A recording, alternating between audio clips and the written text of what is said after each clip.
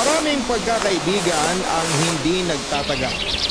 Yung iba ay nagbabago ang mga priority sa buhay.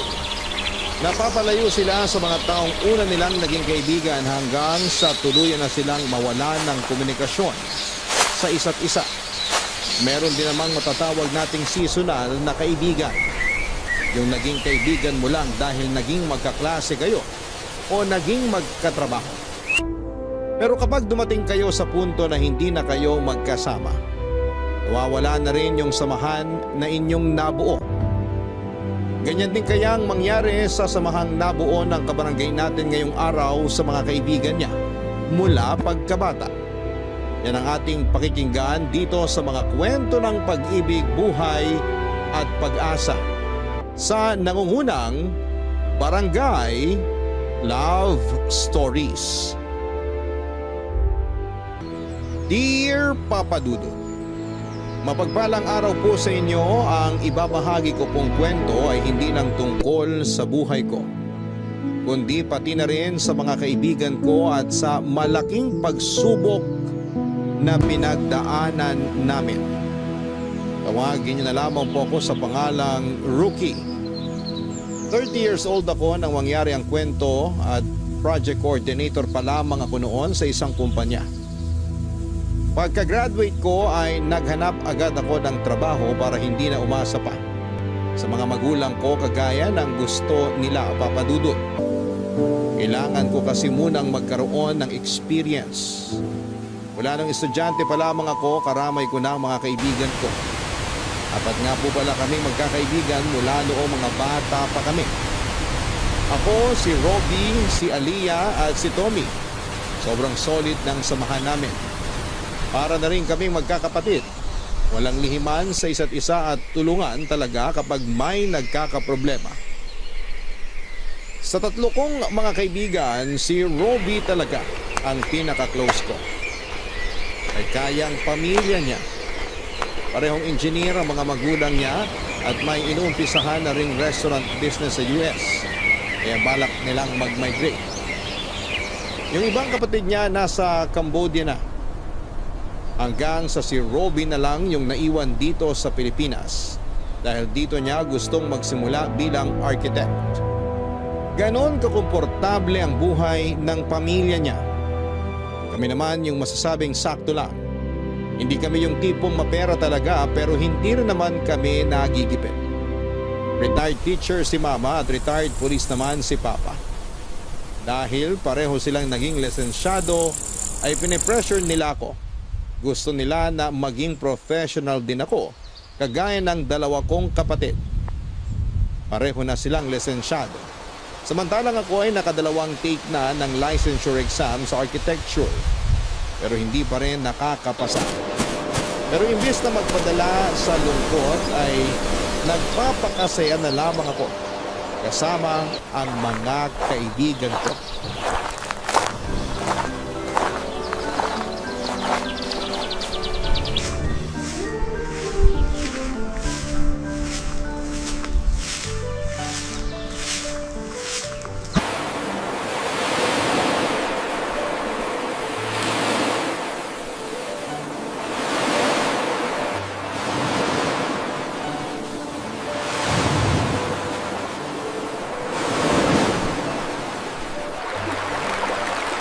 Hoy, Rookie, kalma mo yung pagsasali sa shot glass. Baka mamaya, humiga ka na naman sa labas ng gate nyo pag hinatid ka na namin sa inyo. Lagi wag nyo na kasi ako iuwi pag nasa ganitong kalagayan. Alam nyo naman na parang Armalite yung bunganga ni Mama eh. Hindi ako papapasukin nun pag lasing na lasing ako umuwi. Tsaka imbis na clear skin ako, baka magka-design pa tong mukha ako kapag nakita ako ni Papa. Pareho pa naman silang high blood sa akin palagi. Huwag mo na kasi pakainin ng matataba. Lutuan mo ng puro gulay araw-araw. Kahit hainan ko pa sila ng damo, hindi pa rin mawawala pagka-bad trip nila sa akin. 2 beses pa naman ako bumagsak sa exam eh. Alam ko na sasabihin nila, hindi na to nagkataon lang, kundi kabubuhan na. Ewan ko ba dyan sa mga magulang mo, pare? Masyado mga perfectionist. Kulang na lang gawin ka santo. Gusto lang naman nila na mapabuti si Rookie. Kaso nga lang, naiintindihan ko rin naman na mahirap talaga makapasa. Tingnan niyo ako, bagsak pa rin. Pareho lang kami. Kaibaan lang, Walang pakialam yung mga magulang ko kahit makailang take ako. Busy sila mag-travel sa kung saan-saan. Kita ko nga yung huling post ng mama mo. Nasa Barcelona sila. Friend mo siya sa Facebook? Inad niya ako eh. Nagtatanong ba siya tungkol sa akin? Hindi naman. Uy, tama na yung daldalan. Dinadaya nyo na naman ako sa inuman eh. Parang sa akin nilang umiikot tong baso ah. Sige, ako naman. Ay, nga pala Robby. Bakit hindi sumama si Aliyah? May reunion daw sila ngayon ng batchmates niya nung college. Alamang nagpapakalasing na rin yun ngayon. Saan ba sila ngayon? Hindi ko na tinanong eh. Sayang naman. Dapat tinanong mo para i-surprise natin. Malay mo, may makilala kami roon. Huwag na. Kakagawin tayo mo pagkatapos ng inuman. Nakalimutan niyo na ba yung ginawa niya sa atin? Ngunit beses tayo nakisali sa banding nila ng mga kaibigan niyang babae.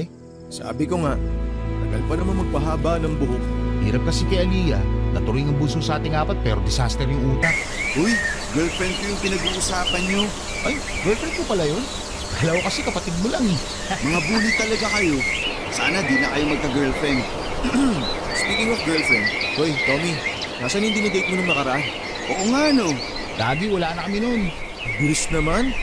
Teka, hulaan ko kung sino nakipaghiwalay. Ikaw, no? Sino pa? Sino ba naman tatagal dun? Amoy magdirigma yung hininga. Pinipigilan ko na nga paghinga ko pag magkasama kami. Grabe talaga ito makapanlait. Amoy pa ang hininga mo tuwing kagigising. Ako ba talaga yung kaibigan mo, yung ex ko? Malay mo, may health issues lang kaya ganun. Ikaw talaga. Eh ikaw, Rookie. Parang wala ka pang ipinapakilala sa amin ah. Tsaka na ako mag-girlfriend pag architect na ako. Ayoko mabasted, no? May trabaho ka naman ah. Hindi naman requirement sa panliligaw yung pagiging lisensyado. Architect na kasi yung babaeng gusto kong ligawan eh. Nakakahiya naman kung siya lang yung lisensyado sa amin. May license ka rin naman ah. Driver's license. Mahirap din kayo makakuha nun. Ha, nakakatawa yun. Kanino yun? Anong kanino? Sa'yo kaya yun. Baka mamaya si Aliyah na yan. Pinag-a-update ka na naman. Si Aliyah nga. Pinapapunta ako mamaya sa bahay nila. Ayun lang, lugi tayo ron. Wala tayong jowa. Mamatay kayo sa inggit. Papadudot madalas akong napag-iinitan ng mga magulang ko mula noong nalaman nila na hindi ako nakapasa sa ikalawang pagkakataon noong nag-take ako ng exam. Kaya naman hindi ko rin magawang magka-girlfriend. Ayokong mapahiya sa pamilya ng babaeng nagugustuhan ko noong time na yon. Dahil mas malaki pa ang sweldo niya kesa sa akin. Sa madaling salita ay wala pa akong may pagmamalaki. Hindi rin suportado ng mga magulang ko ang pakikipagkaibigan kina Robby mula noong mga bata pa kami. Ayaw kasi nila na nababarkada ako. Kahit na ang totoo ay hindi naman talaga sila bad influence. May kanya-kanya kaming kalokohan minsan pero hindi naman idinadamay ang isa't isa. Matapos yung inuman namin, nakitulog na lamang muna ako kina Robby dahil siya na lamang ang nakatira sa bahay nila. Pero kinabukasan lang ay sinalubong naman ako ng masasakit na salita mula kina mama at papa. Sabi nila, imbes daw na maghanap ako ng trabaho, ay inuuna ko pa ang pag-iinom. Wala raw akong pangarap sa buhay at kontento na lamang sa maliit kong sweldo sa pinagtatrabahuhan ko. Kesyo 30 na raw ako pero hindi ko pa kayang bumuhay ng pamilya at kung ano-ano pang pangmamaliit nila sa akin. Halos mabingi na ako noon kaya nagkulong na lamang ako sa kwarto. Hindi ako makasagot kasi totoo naman yung sinasabi nila na hindi pa ako makakabuhay ng pamilya. Mas malaki pa ang weekly income ni mama sa pwesto niya sa palengke kesa sa isang buwang sweldo ko. Ginamit niya kasing puhunan sa pagninegosyo yung nakuha niya noong retirement niya, Papa Dudut. Kung tutuusin niya, hindi na dapat ako na-stress sa buhay dahil maayos naman ang kalagayan ng parents ko. Ganoon din ang mga kapatid ko. Pero ang pangit, maging bunso sa pamilya namin. Mas mataas kasi yung expectations sa akin, pero nabigo ko silang lahat, Papa Dudut. Seryoso ka bang dito ka muna magsistay sa bahay? Oo. Gusto ko munang lumayo kay na mama. Naririndi na ako sa kanila. Bakit kasi hindi ka pa magrenta? Bukod sa hindi mo na maririnig yung mga sinasabi nila sa'yo, parang pinatunayan mo na rin sa kanila na kaya mo nang maging independent. Yun talaga plano ko ngayon. Makikituloy muna ako rito pansamantala. Kapag nakahanap na ako ng malilipatan, aalis din agad ako. Uy, hindi naman kita pinapalayas agad ah. Okay nga lang sa akin kahit hindi ka na umalis dito eh. Pero alam ko naman na hindi yun yung gusto mong mangyari. Kung dito ako titira, madadagdagan lang yung panginsulto sa akin ni Mama. Yung mga gamit mo, bakit hindi mo padala? Iniwan ko muna sa bahay. Aalis naman sila bukas eh, kaya bukas ko na babalikan. Ayoko makita nila na nagpapake ako ng mga gamit. Paano yan? Wala kang pamalit ngayong gabi. Teka, pwede naman kitang pairamin ng damit tsaka marami akong brief. Baka naman may hindi ka pa nagagamit dyan. Hindi mo lang. Wow, wala nang iyaya ah. Hingi talaga. O sige, palit bro. Sira ulo. Magpapataba muna ako para magkalaman tong dibdib ko. Parang gusto ko kasi yung may umaalog pag tumatakbo. Magpagawa ka na lang kaya, isama mo na rin yung sa baba mo. Nahiya ka pang sabihin eh. Alam mo yung biro mo, kapag ibang tao yung nakarinig, baka maniwala talaga na gusto ko maging babae. Paano kung kay Ali ako sabihin? Hindi mo mauuto yun. Sa bagay, baka ako pa mauto niya. Ay, ano pala pre? Wala ka pa bang balak sumunod sa mga magulang mo sa US? Wala. Sila lang naman may gustong tumira dun eh. Mas okay sa akin na dito ko i-practice yung pagiging architect ko. Kung papala rin. Palit na nga lang tayo. Ako na lang yung magmamigrate. Sigurado mas malaki susweldoin ko ron kaysa rito. Depende rin sa trabaho. Saka hindi madali yung buhay dun kung walang tutulong sa'yo. Kung hindi ka susunod sa parents mo, ibig sabihin, sa'yo na talaga iniwan tong bahay?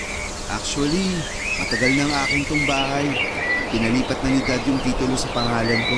Wala na bang ibang kamag-anak dito mga magulang mo? Taga Visayas karamihan sa relatives namin sa mother side. Sa father side naman, nasa US talaga. May mangilan-ngilan lang dito sa Pilipinas pero hindi namin alam kung nasan sila. Hindi rin naman nila kami kinukumusta. Mayayaman naman kasi sila eh. Maraming pinagkakaabalahan sa buhay, kaya wala nang pakialam sa ibang kamag-anak. Ay, naisip ko lang. Hindi naman sa hinihiling kong mangyari to pero paano kung magkasakit ka? O kaya may mangyari sa'yo? Makakauwi ba parents mo? Makakauwi naman sila kung gugustuhin nila. Ano yung ibig mo sabihin? May chance na hindi talaga sila babalik dito para sa'yo? Ganun na nga. Hindi naman ako ganun ka-espesyal sa mga magulang ko kung yun ang inaakala mo. Hindi nga nila ako naiisip na kumustahin mula nung mag-migrate sila eh. Nakalimutan na yata nila ako. Baka naman busy lang talaga sila. Paano kung ikaw na lang kaya yung mga musta? Siguradong tatanungin ka rin nila. Hindi ko naman sila kailangan kumustahin. Nakikita ko naman lagi yung mga post ng nanay ko sa Facebook. Mukha naman silang masaya at okay na okay. Kaiiyak ka. Uwi talaga ako sa amin. Bakit naman ako iiyak? Sus, kiwari ka pa. Namiss mo rin naman talaga sila. Huwag mo na pigilan yung luha mo. Ako lang naman makakakita eh. Ewan ko sa'yo. Alam mo, mabuti pa. Umorder na lang tayo ng makakain natin. Gutom lang to. Papadudot medyo nalungkot ako noon sa ikinuwento sa akin ni Robbie. Dati kasi naiinggit pa ako sa kanya dahil akala ko okay sila ng pamilya niya. Pero nung naglabas siya ng saloobin tungkol sa mga magulang at kapatid niya, na halos wala nang pakialam sa kanya ay na-realize ko na maswerte pa rin pala ako. Kahit na madalas akong nakakarinig ng masasakit na salita at pangiinsulto sa mga magulang ko, o kahit na magkaroon kami ng samaan ng loob, kinukumusta pa rin naman nila ako at pinababalik sa bahay. Tulad doon nagdesisyon akong pansamantalang makituloy kay Robbie. Naabutan ako ng mga magulang ko habang nag-iimpake. Hindi nila ako hinayaang umalis. Kung na nga lang daw ang anak na nakakasama nila ay iiwan ko pa sila. Hindi ako natuloy sa plano kong magrenta na lamang para makabukod na kina mama at papa. Sinabi ko rin sa kanila ang dahilan kung bakit ako aalis pero tinutulan yon ni papa.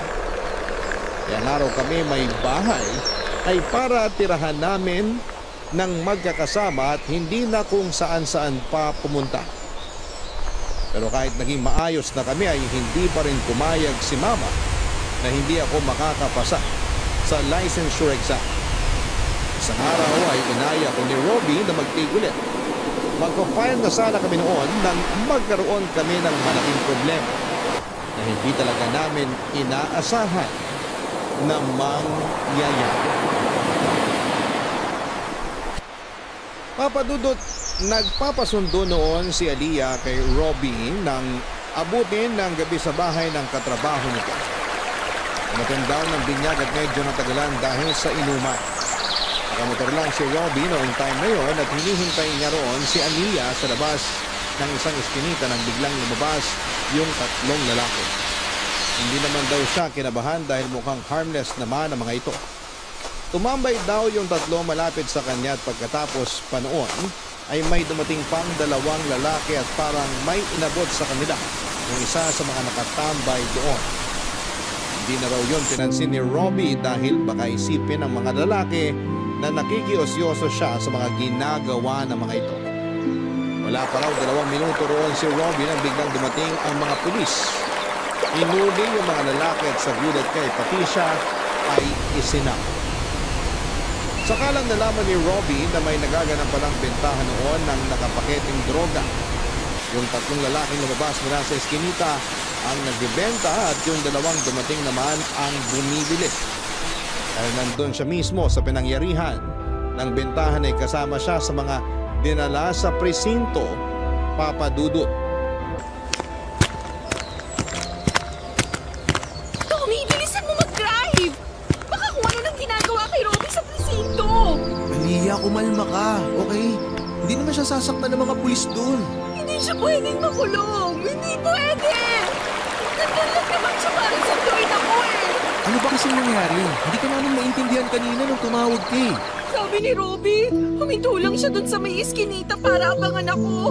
Tapos lumabas daw yung mga lalaki. Hindi naman daw niya alam na nagbebentahan na ng drugs yung mga yun. Kung ganun, mukhang inaabangan na talaga ng mga pulis yung mga lalaki tinutukoy mo. Tapos, nagkataon pa, nandun si Robbie.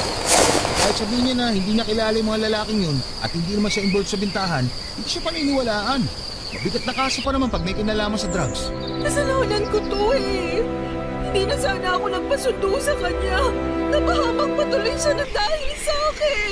Ano ka ba? Walang may kasalanan sa nangyari. Wala namang may gusto nun eh. Tsaka kilala mo naman si Robbie. Hindi nun nahayaan na umuwi ka mag-isa. Kaya kahit hindi ka magpasundo, pupuntahan ka pa rin niya. May kaibigang abogado yung tatay ko. Kakausapin ko siya para matulungan si Robbie. Kayang-kaya naman ng pamilya niya na kumuha ng abogado eh. Ang problema, kung paano niya malulusutan yung ikakaso sa kanya kung sakali. Wala bang CCTV dun sa pinuntahan mo? Makakatulong yun kung sakali. Oo nga, kailangan natin pumunta ron mamaya. Pero sa ngayon, puntahan muna natin siya sa presinto. Kailangan niya tayo. Wala na dito sa Pilipinas yung pamilya niya. Walang ibang tutulong sa kanya kundi tayo lang. Basta guys, hindi natin iiwan sa ere si Robbie. Gagawin natin lahat para makalaya siya. So, sino yung tatawag sa parents niya? Ako na. Alam naman nilang ako yung girlfriend eh. Tatawagan ko sila mamaya kapag alam na natin ang status ni Robbie sa presinto. Sana talaga hindi siya makulong. Hindi siya dapat nandun. Makakawalan nila si Robbie. Tsaka kung sakali, kayang-kaya naman nilang kumuha ng abogado para sa kaso niya. Alam ko, pero ang inaalala ko lang, mabigat na kaso kapag involved yung drugs. Paano kung hindi siya makalabas agad? Wala akong alam sa batas-batas na yan. Pero wag muna tayo magpalamon sa kanigahan. Kailangan tayo ni Robbie. Hindi natin pwede ipakita sa kanya na pinanghihinaan tayo. Sa atin siya kakapit kasi nga wala naman siya pamilya rito. Tama si Tommy. Tsaka kahit malaman ng parents niya yung nangyari sa kanya, hindi pa rin naman sila makakauwi dito agad-agad. Aliyah, ikaw yung girlfriend niya kaya sigurado ikaw yung pagkakatiwalaan ng parents niya. Oo, kaya nga kakausapin ko sila mamaya. Ako yung dahilan kung bakit nalagay si Robbie sa ganong sitwasyon. Kaya hindi ko siya pababayaan. Kahit ako pa ang maghanap ng abogado para sa kanya, gagawin ko yun. Nandito naman kami. Sasamahan ka namin. Basta ako, pwede akong on-call driver niyo. Anong bahala sa mga gamit ni Robbie? Thank you guys. Sana hindi kayo sumuko sa kanya.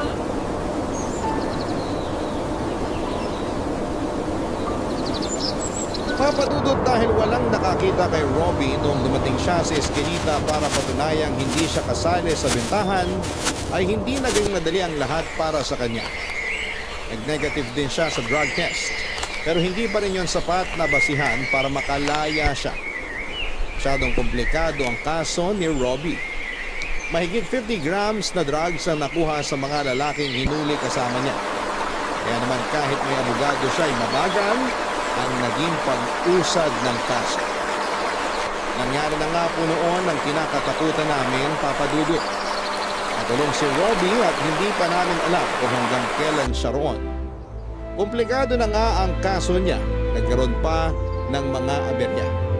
Kaya naman wala na kaming magawa noon kundi ang palaging bisitahin siya sa kulungan at ibigay lahat ng mga kailangan niya na pinapayagang ipasok doon. Natakot kami para sa kanya dahil sa mga napapanood namin na binubugbog at binibinyagan sa loob ng kulungan. Mabuti na lang at mababait ang mga nakakasama niya sa selda. Palagi namin silang dinadamay sa mga pagkain at mga gamit na dinadala namin para kay Robbie para hindi siya galawin sa loob.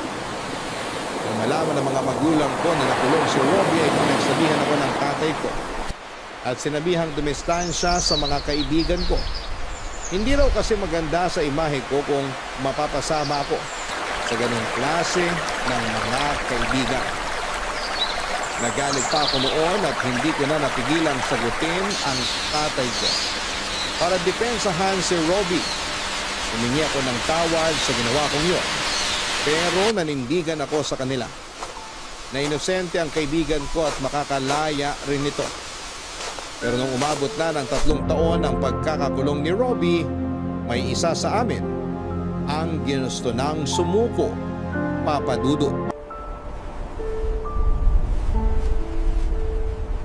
Kumusta ka? Nangangayayat ka. Nakakatulog ka pa ba ng maayos? Mula nung makulong si Robbie, hindi ko na alam kung paano pa makakatulog ng maayos. Halos gabi-gabi ako nakokonsensya dahil sa ginawa ko. Palagi kong sinisisi yung sarili ko sa nangyari sa kanya. Sinabi ko naman sa'yo, di ba?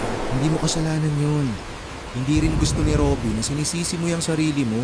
Pero ilang taon na siyang nakakulong. Hindi ko ma-imagine yung hirap na nararanasan niya sa loob. Yung tipong nasanay siya sa komportableng buhay tapos biglang andun na siya sa sitwasyong kinakailangan niya mag-is ng sobra-sobra. Mabaho, masikip, madumi, at maingay sa kulungan. Hindi ko nga alam kung nakakaligo pa ba siya ron na nakakakain ng maayos. Ay, kumalma ka lang. Ipahinga mo rin kasi ang isip mo. Hindi mo naman kailangan sa lumin. Pero wala sa pamilya niya yung may planong umuwi para mag-asikaso ng kaso niya. Iniasa na nila lahat sa akin at sa abogadong kinuha nila para kay Robbie. Binigyan nga nila ako ng authorization para mag-asikaso kasama ng abogadong kinuha nila. Pero parang ako na lang yung lumalaban para sa kanya bukod sa inyo ni Tommy. Oo, nagbibigay sila ng pera pero hindi sapat yun. Kailangan din ni Robbie yung presensya nila. Kaso wala eh. Kanya-kanya sila ng dahilan. Pasensya na raw muna kasi hindi nila pwedeng iwanan yung pasisimula lang nilang negosyo sa US. Yung mga kapatid naman niya busy rin sa mga trabaho nila. Nararamdaman ko malapit na makalaya si Robbie. Konting tiis na lang. Bakit hindi ko nakakayakin to? Anong ibig mong sabihin? Yung sa amin ni Robbie. Paano kung matagalan pa ulit siya bago makalaya? Paano na ako? Pangarap ko rin namang makabuo ng pamilya. Mangako tayo, di ba? Naihintayin natin siya. Nahihirapan ako. Hindi ko pa siya nakakasama. Habang tumatagal, parang nawawala na ako ng gana sa relasyon namin. Nawala namang kasiguraduhan. Hindi ko nga alam kung okay pa lahat kapag nakalabas na siya. Alam ko napapagod ka na kaya mo naiisip yung mga ganyang bagay. Pahinga ka muna. Kami na muna bahala kay Robbie. Focus ka sa trabaho mo. Kami muna ni Tommy yung bibisita sa kanya tsaka magdadala ng mga kailangan niya. Hindi namin siya pababayaan. Salamat Sana hindi kayo sumuko ni Tommy. Kami? Susuko? Malabo yun. Kung pwede nga lang, napalit na lang kami ng sitwasyon eh. Pag nagkataon, sigurado susugod agad yung mga magulang ko. Hindi sila titigil hanggat di ako nakakalayo. Ay, kayang-kaya naman sanang gawin yun ng parents niya eh, kung umuwi lang sila. Wala naman sanang problema sa akin na ako ang mag-asikaso eh. Pero pinanghihinaan na ako. Saka parang hindi ko na nararamdaman na kami pa. Ang hirap ng ganito. Hindi mo na ba siya mahal? Hindi ko alam. Hindi ko na talaga alam kung ano pa tong nararamdaman ko. Kung pagmamahal pa ba bilang girlfriend niya? O malasakit na lang? Naiintindihan naman kita eh. Hindi talaga madali yung sitwasyon mo ngayon. Pero mahal na mahal ka ni Robby. Hindi yun basta-basta bibitiw sa relasyon niyo. Kasi ikaw na lang yung kinakapitan niya sa totoo lang. Paano kung dumating yung oras na ayoko na? Na ma-fall out of love ako sa kanya? Pwede ko bang sabihin sa kanya yon? Baka kung anong gawin niya sa sarili niya sa loob ng kulungan. Natatakot ako. Hindi ka pa nga ba na fall out of love sa lagay na yun? O baka natatakot ka lang na aminin niya sa sarili mo?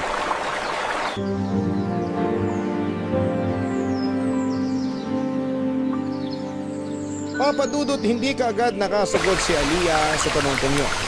Pero kahit na hindi niya sabihin sa akin ay alam ko na unti-unti na siyang bumibitaw sa relasyon nila ni Robby. Maraming beses na gusto kong kumustahin si Robby sa pakikitungo sa kanya ni Aliyah. Tuwing dumadalaw ito sa kanya pero iniwasan kong buksan. Ang usapang makakadagdag lang sa hirap na pinagdaraanan niya sa loob. Doon ko lang na-realize ang pinupunto ni Aliyah nung ayaw niya pang ipaalam kay Robby ang tungkol sa pagbabago ng nararamdaman niya.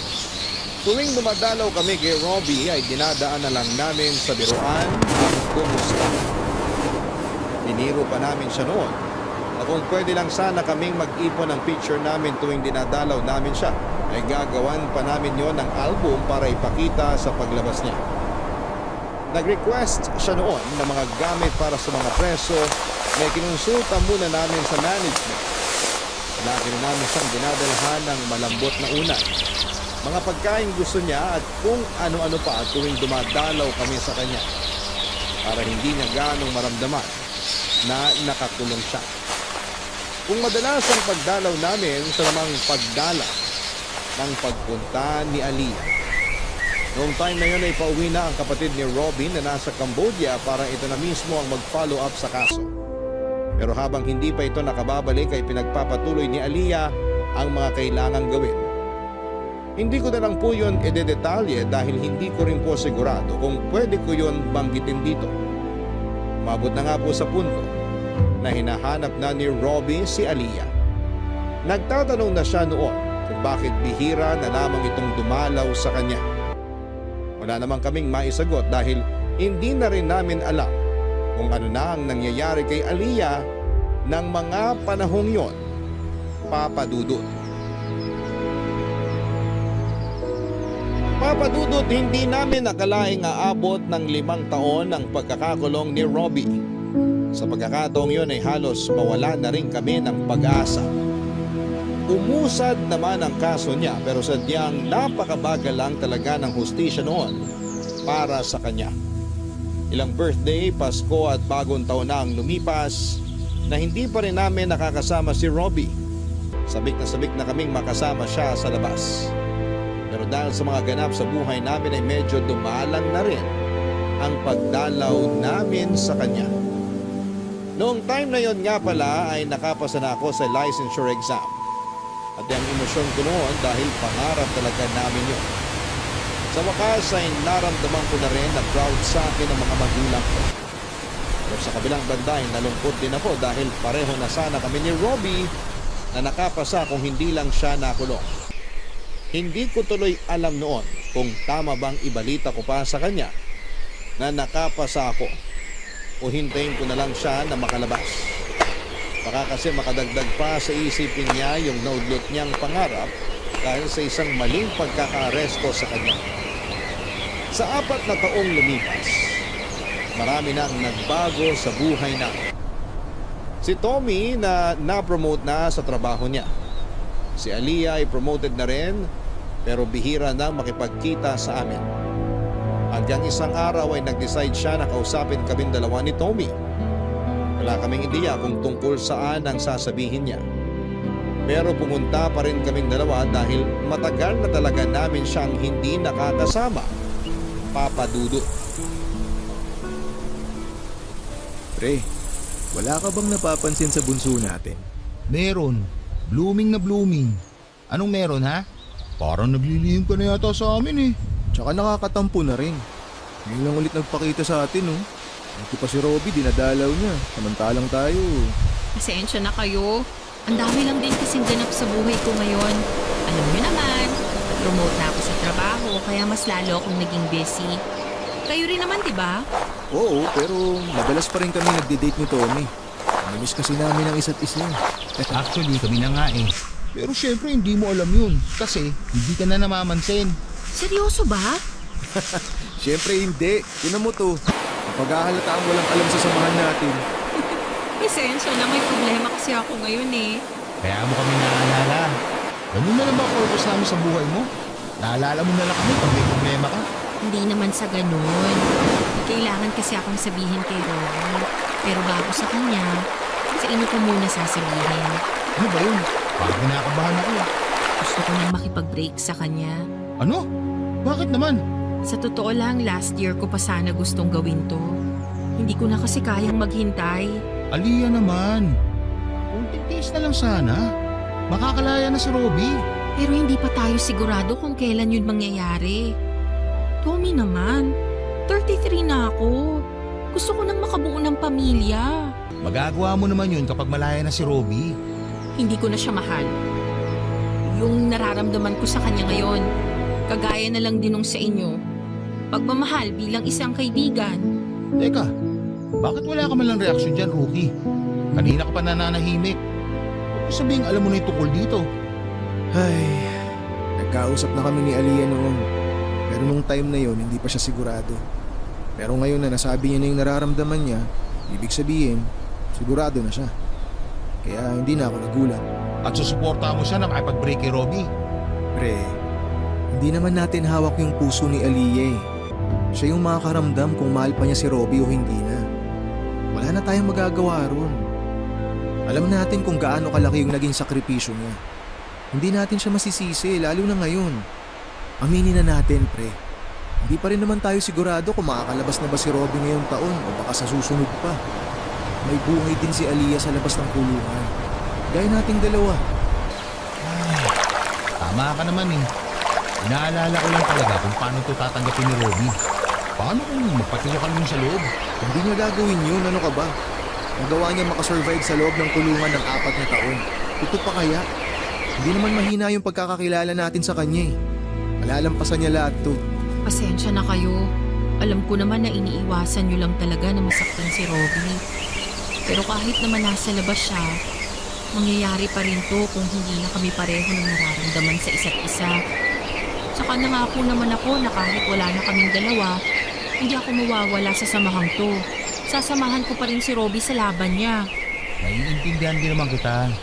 Huwag ka mag-alala. Hindi ako galit sa'yo. Ang gusto ko lang malaman, ikaw nang nililigaw na sa'yo.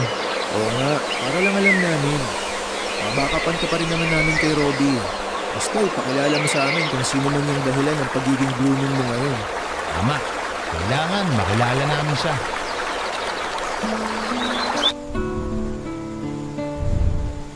Mapadudot inamin sa amin ni Aliyah na may iba na siyang nagugustuhan. Pero hindi pa naman daw ito nanliligaw sa kanya. Hindi raw siya magpapaligaw hanggat hindi natatapos ang namamagitan sa kanila ni Robby. Gusto raw niyang tapusin ng maayos ang relasyon nila at humingi na rin ng tawad sa kaibigan namin. Ginawa naman po yun ni Aliyah. Dinalaw niya si Robby sa kulungan at doon na niya sinabi na makikipag-break na siya. Hindi na kami sumama noon para magkaroon sila ng privacy. Hindi na rin kami nagtanong kay Aliyah. Inintay na lang namin na sabihin niyang maayos ang naging pag-uusap nila. Mga ilang linggo lang matapos ang breakup nila ay nabalitaan namin kay Aliyah na pauwi raw ng Pilipinas sa mga magulang ni Robby para dalawin ang kaibigan namin. Papadudot mula nung umuwi ang kapatid ni Robby na nasa Cambodia. Wala na kaming update sa kaso niya dahil sila na mismong magkapatid ang nag-uusap. Kahit si Aliyah ay wala na ring makuhang update dahil masungit daw yung kapatid na yon ni Robby. Hindi rin daw lahat ay sinasabi nito ang update sa kapatid para hindi na ito ma-stress pa sa kulungan. Kaya kahit gustuhin naming magtanong na lang, sa kaibigan namin ay wala rin kaming mapapala.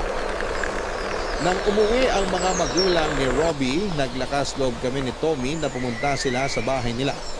para mangumusta tungkol sa kaso. Pero imbes na makakuha ng update ay nakatanggap pa kami ng masasakit na salita mula sa kanila dahil mga bad influence daw kami sa anak nila. Sinabi talaga sa inyo ni na mami yun? Oo, pero huwag kang mag-alala. Wala naman yun sa amin. Lalo na sa akin. Hindi na kaya ako sa mga ganun ni mama at papa. O ano? Gusto nga pala kaso mo? May balita na ba? Baka naman abutin ka pa ng 10 taon dito ah. Oo nga. Alam naman namin na nakapag-adjust ka na sa buhay dito. Pero labas-labas din pare. Miss ka na namin kainuman. Matabang pa rin yung pulutan kapag wala ka. Sira ulo. Hintayin mo lang na makalabas ako rito. Bubudburan ko ng maraming sisimin yung pulutan. Nga pala guys, may good news ako. Ano namang good news yan? Next week na yung hearing. Sabi ng abogado ko, malaki raw yung chance na makakita ko sa kaso. Yun! Wakas! Lapit na tayo magkita-kita sa labas! Pare, sabihin mo lang kung may request kang pagkain o inumin. Sagot na ni Rookie yun.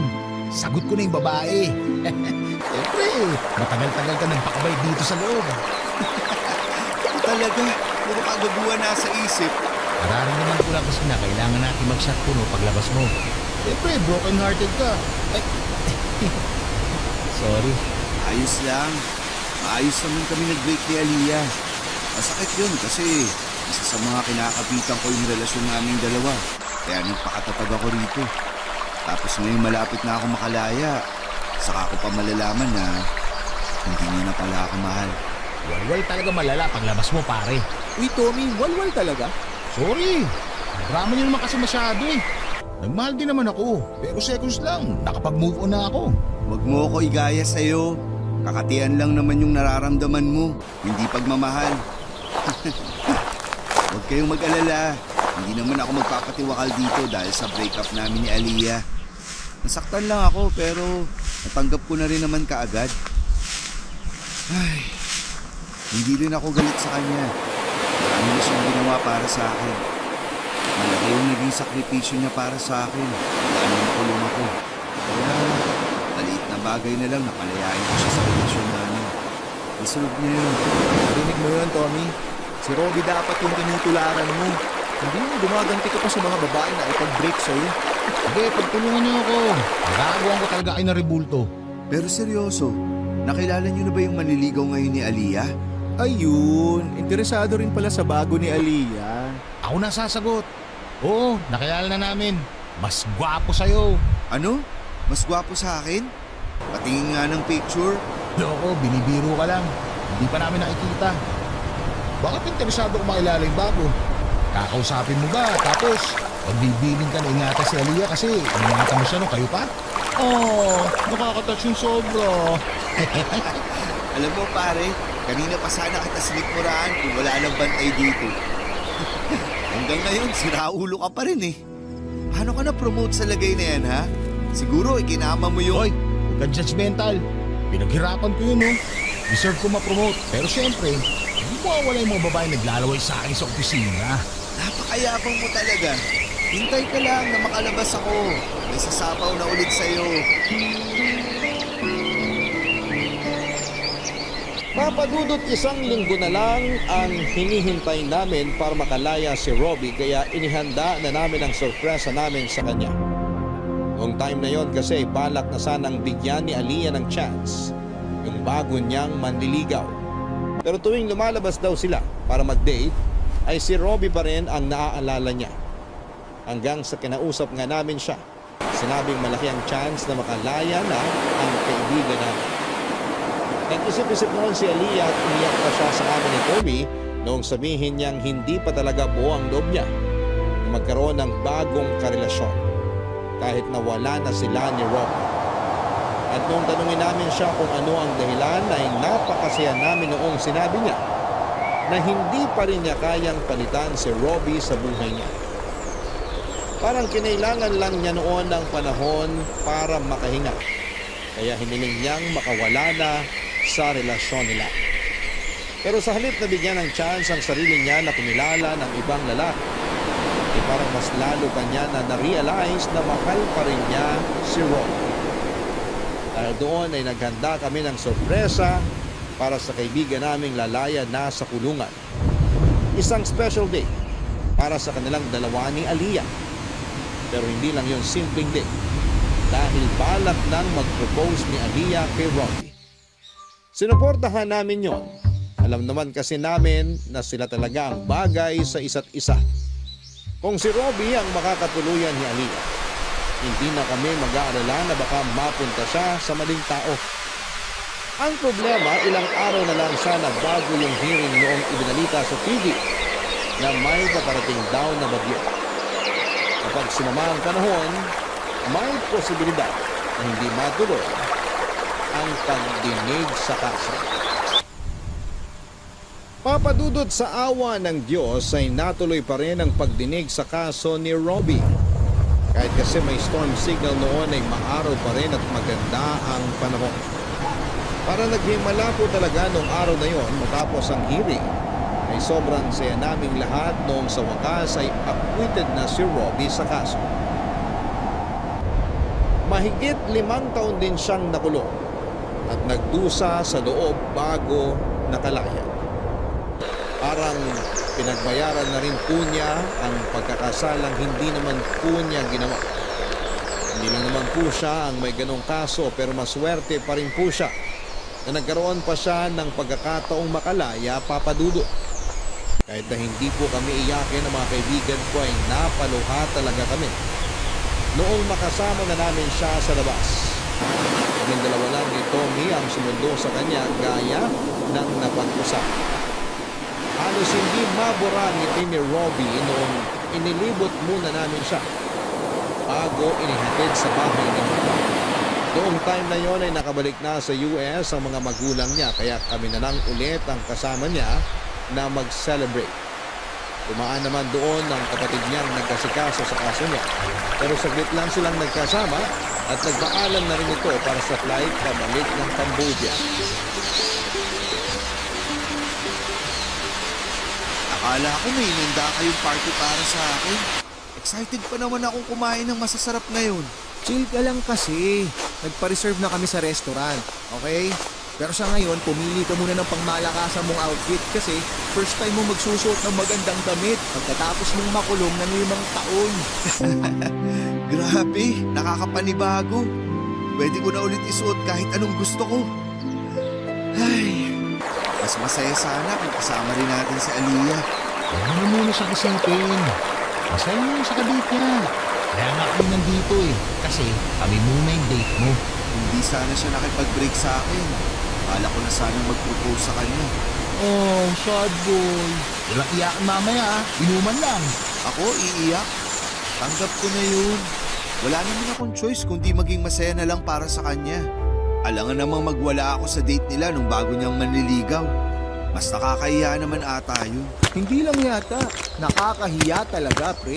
Pagkatapos ng celebration natin mamaya, matutulog ako kahit anong oras ko gusto. Grabe, namiss ko talaga yung malambot kong kama at maraming unan. Ay, yung higaan namin dun, sobrang sakit. Nagkakaamuyan na nga kami ng mga hininga namin eh. Di uso yung personal hygiene kasi kapos kami sa tubig. At least ngayon, hindi mo na kailangan magtipid. Magagawa mo na ulit lahat ng gusto mo. Pwede ka na rin makipaglandian sa mga babae. Wala na magbabawal. Single ka na, di ba? Alam mo ikaw, wala ka na talagang nasabing matino. Yung kakalokohan. Ito naman, nagsasuggest lang naman ako. Kasi nga di ba, mahigit 5 taon kang tagtuyot doon. Sayang naman yung magandang lahi nyo kung hindi mo ikakalat. Saka ako naiisipin yan kapag nasa kondisyon na akong sumabay sa mga kalokohan mo. Hindi ka naman siguro mauubusan. Nga pala, mga pare, gusto ko sana mag-exam ulit. Ay, sayang yung 5 taon. Ang dami ko na sanang na-achieve yun kung hindi lang ako nakulong. Kaya mo, tutulungan kita. Architect na yata atong tropa mo. Aba, yabang ah. Teka, okay na ba kayo ng parents mo? Hindi na ba sila laging high blood sa'yo? Ang totoo, isa yun sa mga gusto kong kwento sa'yo. Bago pa kasi ako makapag-exam, nag-sorry sa akin si mama at papa dahil nga hinusgahan kanila. Nung nakapasa na ako, ayun, mas lalo kong napatunayan sa kanila na hindi ka bad influence sa akin. Kaya kapag nagkaroon ka ng oras, okay ka na. Baka naman pwede kang pumasyal sa bahay para makabawi naman daw sila sa'yo. Ano ka ba? Hindi naman nila kailangang bumawi sa akin. Actually, naiintindihan ko nga sila eh. Nakakapangit kasi ng image kung may kaibigan kang dating preso. Diba? Matagal nang pangit yung imahe ko. Gawa nung isang playboy dito. Yung ginagawang hotel yung bahay nila, yon ang guilty. Ayoko sana maging madrama ngayon pero sobrang namiss ko yung ganito. Kahit wala na akong ibang narinig kay Tommy kung hindi kabastusan at kalokohan. Diyan ka naman nagkakamali. Alam mo ba, nung dinala ka sa presinto, marami siyang matinong sinabi. Tsaka nung gusto nang makipag-break ni Aliyah sa'yo, hindi mo makikilala tong kaibigan natin to sa mga sinasabi niya. Ayaw pumayag na maghiwalay kayong dalawa eh. Totoo ba yun, pre? Nakakahiya man pero, oo, totoo yun. Siyempre, kahit anong mangyari, number 1 fan pa rin ako ng love team nyo. Pero dahil hiwalay na kayo, magwalwal na lang tayo. Papadudot mo, akala talaga ni Robbie ay pinagpalit na siya ni Aliyah. Pero ang totoo ay pinalan namin siya noong gabing yon sa restaurant kung saan sila unang nag-date.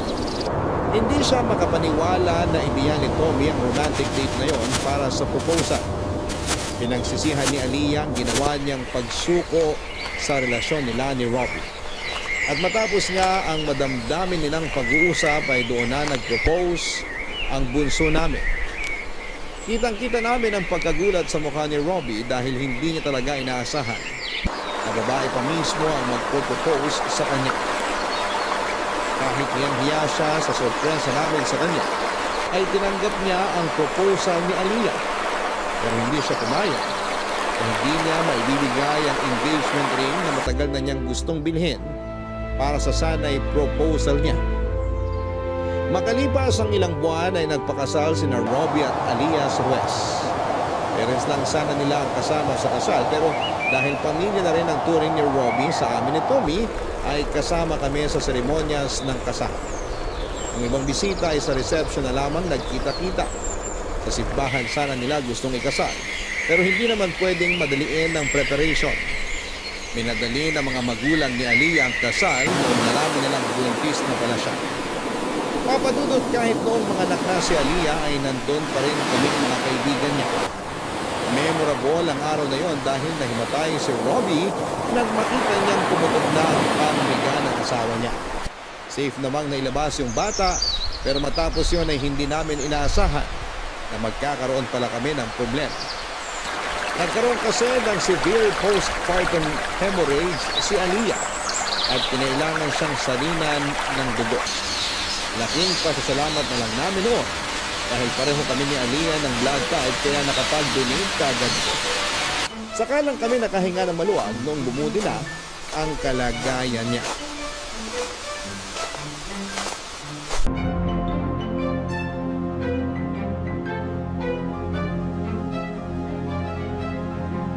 Happy first month, baby! Bless na kay Daddy Ninong. Bless na rin sa poging ninong. O ayan, sinungaling ka kasi. Umiyak tuloy yung bata. Hindi, medyo nakakasama ka ng loob ha. Pero di bali, kapag lumaki-laki ka pa ng konti, matututunan mo rin kumilatis ng pogi. Huy, isang buwan pa lang yung anak ko pero nilalason mo na yung isipan. Lumayo-layo ka nga. Pag lumaki-laki na yung anak namin, ilalayo muna namin sa inyong dalawa. Baka kung ano-anong ituro ninyo, naku, lalo ka na, Tommy. Baka kahit hindi pa nakakalakad yung anak ko, marunong naman babae. Kapag ako nagkaanak, hindi ko papahawakan sa inyo. Ang dadamot nyo! O bakit, may girlfriend ka ba? Oo nga. Meron na ba nagkamali? Naku, di kayo maniniwala. May pinoporma na yung loko. Maganda, pero masungit. Yun naman pala eh. Magpakatino ka na para magka-baby ka na rin. Naunahan pa kita magpakasal. Samantalang ikaw yung kuya sa grupong to. Hindi naman sa pinipressure kita, pero ikaw yung pinakamatanda sa ating apat. Baka oras na para galawin ko yung baso. Maghintay kayo. Humahanap pa ako ng tiyempo para manligaw. Pakitaan mo ng malatito mong galawan. Sure ako, hindi ka nun tatanggihan. Anong tito? Hoy, baka nakakalimutan mo. Idea ko yung romantic date yun ni Aliyah nung nag-propose siya.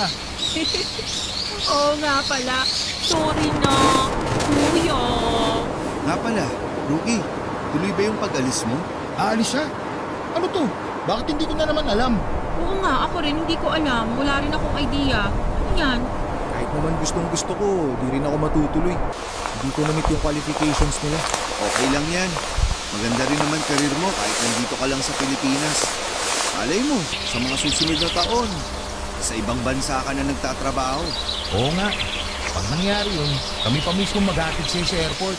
Sa totoo lang, medyo nag-aalinlangan din ako. First time ko kasi mapapalayo sa mga magulang ko. Tsaka sa inyo, kung sakali. Ay nako, basta kapag may opportunity, sunggaban nyo lang. Kahit na ang kapalit nun ay magkalayo-layo tayo pansamantala. Hindi naman yung distansya ang sisira sa pagkakaibigan natin, kundi tiwala. Kung ano yung pangarap ng isa, suportahan natin yun. Masyado na tayong maraming pinagdaanan para mabuwag ng basta-basta. Agree ako. Kaya kahit nasa ibang bansa pa yung pangarap nyo, huwag kayong magdadalawang isip. Nandito lang naman kami ni Aliyah. Since nabuksan na rin naman yung usapan tungkol sa ibang bansa, ito na rin siguro yung tamang oras para i-share ko sa inyo yung plano ko. Mangingibang bansa ka na ba? Oo eh. Maganda kasi yung trabaho ng pisa ko sa Dubai kaya gusto ko rin sana sumukan. Eh kayo lang naman ang inaalala ko. Baka magtampo kayo kapag umalis ako rito. Sus! Sino naman magtatampo para sa karir mo yun? Hindi naman nabuo tong friendship natin para magpigilan tayo sa mga gusto nating ma-achieve sa buhay. Tulakan tayo pataas, hindi hilahan pababa. Tama. Kaya mula ngayon, wala nang liman. Kung ano yung plano nyo, safe na safe kayong i-share sa grupo. Ako nga may plano pa rin bumalik sa trabaho ko pag pwede nang paalagaan si baby. Bumubuelo lang ako ngayon pero marami pa rin akong gustong ma-achieve. Kami ni Robby. Magiging architect pa siya eh. Diba mahal? Yak! Dito pa kayo nagtawagan yan. Respeto naman sa manliligaw pa lang oh. Huwag kasing babagal-bagal para hindi nauunahan ng bunso. Papadudot kung nagkatuluyan ang dalawa naming kaibigan at nagkaroon na rin ng matinong babaeng nililigawan si Tommy, sa wakas ay nagkaroon na rin ako ng lakas ng loob. Naligawan yung babaeng matagal ko nang nagugustuhan. Pinakilala ko na siya sa mga kaibigan ko at botong-boto naman sila para sa aming dalawa. Hindi nagtagal ay sinagot pa rin niya ako at hindi na namin pinahaba pa yung ligawan at pagiging mag-boyfriend at girlfriend. Nag-propose na kaagad ako sa kanya dahil gusto ko na rin makabuo ng sarili kong pamilya. Sa ngayon ay senior level architect na ako at lisensyado na rin si Robby. Si Tommy naman ay nasa Dubai na, kasama ang girlfriend niya. Nagkakaroon kami ng reunion tuwing umuwi siya dito sa Pilipinas. Kahit may kanya-kanya na kaming mga ganap sa buhay, hindi pa rin kami nakakalimot sa nabuo naming samahan. Palagi pa rin naming takbuhan ang isa't isa at itinuturing ang bawat isa na tunay na pamilya. Papadudot hindi man po kasing komplikado ng kwento ng ibang tao itong ibinahagi ko. Ay sobrang saya ko pa rin dahil ipinagmamalaki ko po yung friendship na meron kami ng mga kaibigan ko. Si Robby po sana ang susulat sa inyo pero nag-decide po kami. Ako na lang ang magkwento ng lahat. Sana po kahit paano ay nakapaghatid ng positive vibe at inspirasyon ang kwento namin. Hanggang dito na lamang po at maraming salamat sa Barangay LS. Ang inyong forever kapuso at kabarangay, Rookie. Mga kabarangay, may mga samahan talaga na hindi madaling matibag ng kahit na anong pagsubok sa buhay. Gaya na lamang ng kwento ng sender natin na si Rookie, maswerte ang taong kagaya niya na nasa tamang circle ng mga kaibigan. Masaya sa pakiramdam na kahit maraming pangyayari sa buhay mo, ay may mga tao pa rin hindi ka iiwan sa ere. Ano man ang mangyari, walang inggitan at walang hilahan. Dahil susuportahan ka nila sa mga pangarap mo, kahit na ang kapalit nito ay ang pagkawatak-watak ninyo.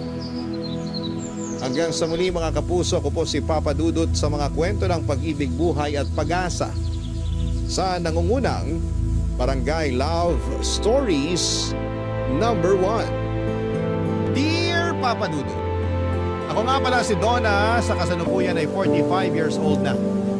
Gusto ko lang ibahagi sa inyo ang kwento ng kabataan ko. Kwento noong nagsimula akong magdalaga. 18 anyos ako nang matipuhan ko si July, edad ko lamang din siya. Nakatira siya sa kabilang purok sa aming barangay. Bagong salta lamang siya noon sa probinsya namin, Papa Dudu. Nabalitaan kong galing pa siya sa Maynila at nung nagkahiwalay ang mga magulang niya, sinama siya ng kanyang 50 anyos na tatay sa probinsya namin. Doon na sila tumirang dalawa. Naging usap-usapan sa barangay namin ang paglipat na July at ang kanyang ama na si Mang Eddie. Sa barangay pa naman namin kapag may bagong salta ay paniguradong pag-uusapan niya. Nakibalita rin ako tungkol kina July, lalo na nung nalaman kong kaedad ko lamang siya. Nakibalita ako sa manikurista ng nanay ko. Na-curious din kasi si nanay lalo't kaedad niya ang tatay ni July. Inisip nga ni nanay na baka pwede sila ng tatay ni July dahil pareho silang hiwalay sa asawa. Alam kong nagkakantsawan lang sila noon ng manikurista niya pero seryoso akong nakikinig. Hindi dahil gusto kong maging stepfather ang tatay ni July, kundi dahil gusto kong makilala si July, Papa Dudut. Nasabi nga rin ng manikurista ni nanay na gwapo raw at isoy si July. Ang mga talampakan daw nito ay kasimpulan ng makopa, lalo tuwing tanghaling tapat. Yan pa naman ang tipo ko sa isang lalaki. Mapula ang talampakan at isoy. Bihira kasi ako makakilala ng mga ganong klaseng lalaki sa probinsya namin. Kaya naman hindi ko na pinalagpas ang pagkakataon para makilala si July. Pinuntahan ko siya sa bahay nila, Papa Dudut.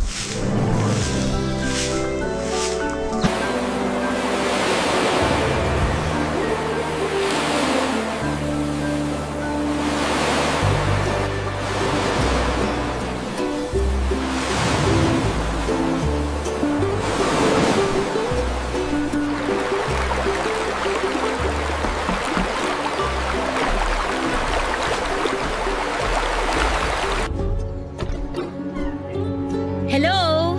Ikaw si July, di ba? Oo. Sino ka? May kailangan ka? Ako si Donna. Nagano lang ako sa kabilang purok. May kailangan ka ba? Wala naman. Gusto lang kitang makita. Bakit gusto mo akong makita? Ganito lang talaga ako kapag may bagong salta rito sa barangay natin. Ako kasi lagi yung taga-kumusta. Ayos ka naman ba rito sa barangay natin? Ayos naman. Pero medyo naninibago lang kami kasi ang daming taong pumupunta dito sa bahay namin para kumustahin kami ni tatay. Mga hindi naman namin kakilala. Masanay ka na. Ganito talaga sa atin. Para na tayong isang pamilya. Hindi lang kasi ako sanay na pinapaligiran tsaka kinakausap ng mga tao. Sanayin mo ng sarili mo. Lalo na ngayon na kalilipat mo lang dito. Ikaw ang bida ngayon. Kumusta palang talampakan mo? Talampakan ko? Kasi sabi nila pwede raw mamahay ang talampakan. Baka namimiss niya yung lupa ng Maynila. Tapos manibago sa lupa ng probinsya. Alam mo yun? May nakapagsabi na ba sa'yo nun? Mga anong oras namumulang talampakan mo? Seryoso ako! Pasensya ka na pero hindi ko napapansin kung anong oras namumulat yung mga talampakan ko. May pictures ka ba ng talampakan mo? Teka lang, bakit ba interesado ka sa talampakan ko? Uy, hindi grabe ka naman. Wala ka na kasing ibang kinumusta kundi talampakan ko eh. Masama bang mag-alala sa talampakan mo? Bakit yan namumula? Hindi mo ba naisip na baka pwedeng senyalis yan ng cancer o kaya kung ano pang sakit? Uy, sobra ka naman. Anong lotion mo? Donna, may pinapagawa pa kasi sa akin si tatay sa loob ng bahay kaya Pwede ba kitang tulungan? hindi na. Kaya ko na yun mag-isa. Iniiwasan mo yata ako eh. Hindi sa ganun. Hindi lang kasi ako sanay na makipag-usap sa tao na puro talampakan ko yung gusto na pag-usapan namin. Ano bang gusto mong pag-usapan? Wala sana. Ako merong gustong pag-usapan. Kung tungkol na naman yan sa talampakan ko, Girlfriend ka na ba? wala. Wala rin akong boyfriend. Congrats. Congrats din sa'yo. Congrats sa atin. Yay! Hindi ko alam pero napapatawa mo ako. Ayos ah. Kapag kailangan mo ng tour guide sa barangay natin, pwede ako ha. Pwede kong ibigay sa'yo yung cellphone number ng nanay ko para i-text mo ako. Wala ka bang sariling cellphone? Bibili ako kapag gusto mo na ako ka-text. Sige. Sa akin ka lang magpapa-tour guide ha. Huwag sa ibang dalaga ito. Teka lang, babalik ako ha. Kukunin ko lang yung cellphone number ni nanay. Wait mo ako! Hindi na nakapagsalita pa si July dahil nagmadali na akong tumakbo pabalik sa bahay namin para mailista sa papel ang cellphone number ni nanay. Hindi ko pa kasi memorize noon ang number ni nanay. Bago bumalik sa bahay ni na July ay naglotion pa ako ng braso at siko ko. Napansin ko kasi na namumuti na dahil sa sobrang dry. Nagsuklay na rin ako at nakihingi ng baby cologne kay nanay. Nang bumalik ako sa bahay ni na July ay inabot ko na sa kanya ang number ko. Napatingin ako sa talampakan niya pero nakasuot na siya ng medyas. Nalungkot ako pero alam kong sinadya niya yon dahil marahil naiilang na siya. Na yun ang una kong topic na gustong pag-usapan nang makilala ko siya. Nagpaalam na rin ako kaagad sa kanya at sinabi ko sa kanya na hihintayin ko ang text niya. Tumungo lamang siya at bumili papadudot. Sinarado na rin niya ang pintuan pagkatapos. Nanatili siguro ako ng ilang minuto sa labas ng bahay nila bago ako nagpasyang umuwi ng bahay.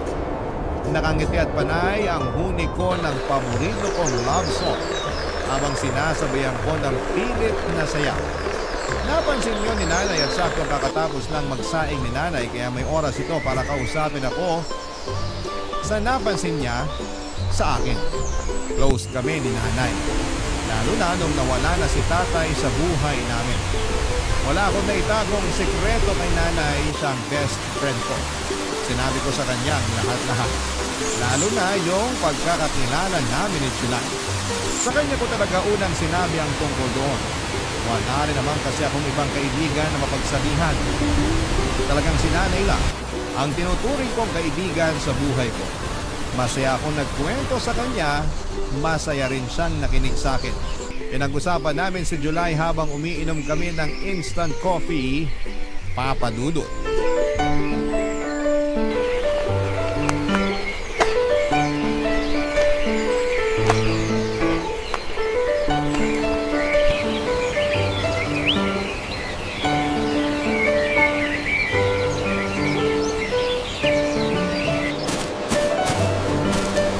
Nay, ang gwapo ni July! Talaga bang mapulang talampakan niya? Sa susunod ko na makikita. Nakamedyas na kasi siya nung bumalik ako para ibigay yung cellphone number mo eh. Balitaan mo ko kung totoong chismis sa talampakan niya, ha? At kailangan sabihin niyo rin sa akin kung magte-text siya sa inyo, ha? Oo naman. Ako pa ang magiging tuloy niyo. Crush ko na siya, Nay. Mukha siyang artista. Ganun pala talaga kapag nabababad ka sa tubig ng Maynila, no? Kakaiba yung kislap at yung puti mo. Yun nga rin ang sabi-sabi ng mga tsahin mong nakatira sa Maynila. Malakas daw kasi ang tuwing dun. Pwede ba tayo magpalagay ng chlorine sa poso natin, Nay?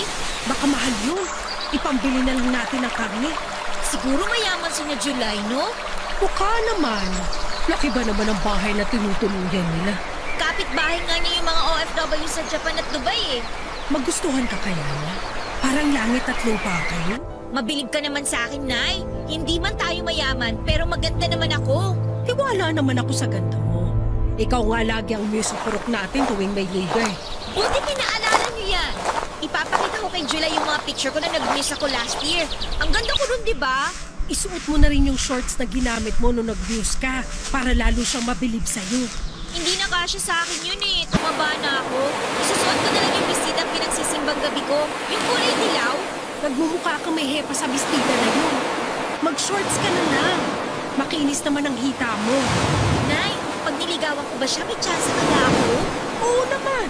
Wala sa lahi natin ang napapastin. Para kasi naiilang siyang kausap ako eh. Nadibago lang siguro.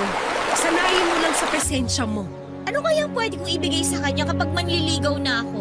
Magluluto ako ng champurado bukas. Hatiran mo siya. Lalagyan ko ng maraming iba. Sige nga, Nay. Sasabihin ko na ako ang nagluto. Mahilig naman ang mga lalaki sa babaeng magaling magluto, di ba? Diyan ko nadali ang tatay mo. Paano niyo po napailap si tatay? Lagi ko siyang binibigyan ng gumamela. Yung tanim ng lola mo noon. Bago maubos ang bulaklak ng gumamela ng lola mo, papasagot ko na ang tatay mo. wala naman tayong gumamela rito sa bakuran eh. Ano kaya pwede kong ibigay sa kanya? Wala pa namang namumunga bulaklak na yung buwan dito sa atin. Bibigyan na lang kita ng pera para bumili ka na lang ng bulaklak sa palengke. Kahit yung mura lang. Hindi ako marunong bumili ng bulaklak, Nay. Basta pakiramdam mo lang kung ano yung bulaklak na magpapakilig kay July. Pwedeng rosas, sampagita, o orchid. Papasagot ko rin kaya si July tulad nung nangyari sa inyo ni Tatay? Oo naman! Malaki ang tiwala ko sa mga bulaklak. Kaya bukas, agahan mong pumunta sa palengke para makapili ka pa ng bulaklak. Dadagdagan ko para makabili ka rin ng candy na iaabot mo sa kanya. Marami roon sa palengke yung kinikilo ng mga candy. Tsaka pwede kong balutin ng ribbon yung bulaklak, no? Para presentable. Ayan! Tama yan! Planuhin mo ng maayos ang panliligaw mo kay July. Ipagtitiri kita ng kandila pag nagsimba ko sa linggo. Teka sandali. Sino kaya ito nag-text? Donna! Nag-text na si July! Nay! Papakasalan na niya ako! Napalundag pa kami ni nanay dahil sa sobrang kilig, Papa Dudu. Hindi kami kaagad nakapag-reply dahil hindi namin alam ang isasagot sa text niya. Nagtanong lang naman si July kung hanggang anong oras dumadaan ang jeep sa amin. Makalipas ang isang oras, nakapag-reply na ako. Tinuro ko kung saan magandang sumakay ng jeep at kung hanggang anong oras lamang yon, nagbabiyahe sa amin. Binigay ko na rin ang number ng tito ko na isang tricycle driver kung sakaling gusto niyang magpahatid. Tinulungan ko siya sa lahat ng kailangan niya para makita niyang karapat dapat akong dalaga para sa kanya. Matipid lang naman ang mga sinagot niya sa akin. Kahit nobela ang haba ng mga sagot ko sa kanya. Ayos lang yon sa akin. Ang importante, Papa Dudut, ay tinext pa rin niya ako. Hindi ko na nga gustong bitawan noon ang cellphone ni nanay kung hindi lang tumawag ang kumare niya.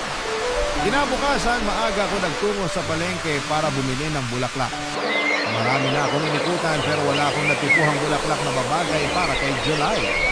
Inuna ko nang bumili ng tinitinging candy. Magkakahalo ang tsokolating bilog at ibang matatamis na candy na kahulma ng mga bulaklak na binalutan pa ng asukal. Nang sa wakas ay makakita na ako ng puting rosas na ibinigay ko kay July. Sakto namang napansin kong nabulog ko ang pera, ipambibili ko ng bulaklak. Konti na lang ang natira sa akin, Papa Dudu. Nalungkot ako dahil hindi ako nakabili ng rosas. Pauwi na sana ako nang mapadaan ako sa bentahan ng gulay. Nakita ko rong ang madidilaw na bulaklak ng kalabasa. Mas sariwa pa kesa sa rosas na una kong nakita. Nagtanong ako sa presyo noon at sakto yon sa naiwang pera sa akin, Papa Dudu. Kaya naman walang pag-aatubiling binili ko yon. At saka nagmadali nang sumakay ng jeep, pabalik sa barangay namin, Papa Dudu.